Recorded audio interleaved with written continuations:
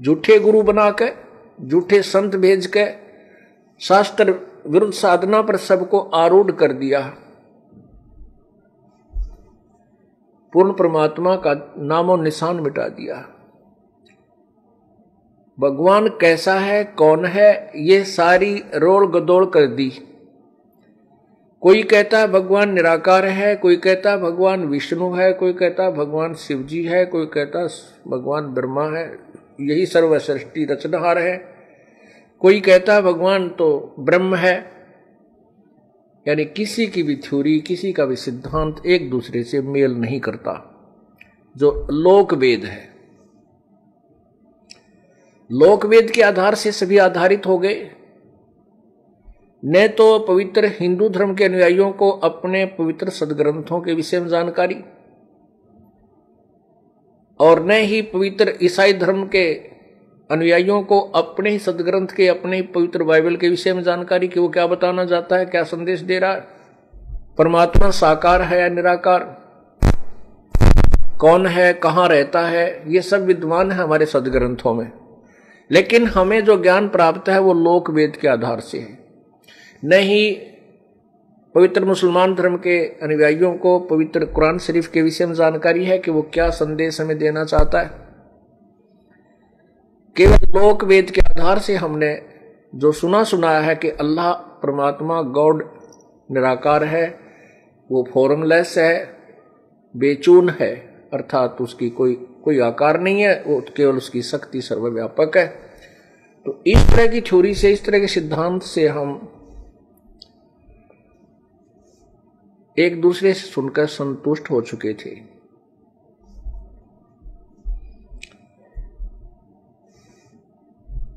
अब जैसे कोई श्री विष्णु जी का उपासक है, विष्णु जी की मूर्ति उसके पास है, प्रतिदिन उसकी सेवा करता है, तिलक लगाता है, सब तरह से कर्मकांड भी करते हैं, और फिर उनसे कोई पूछे भी भगवान कैसा है, कहते हैं वो तो निराकार है।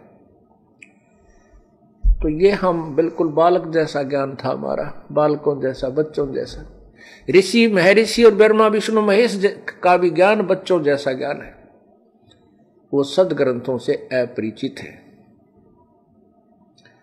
अब यहां समस्या आती है कि जब ब्रह्मा विष्णु महेश के बारे में कहते हैं कि उनको भी ज्ञान नहीं है,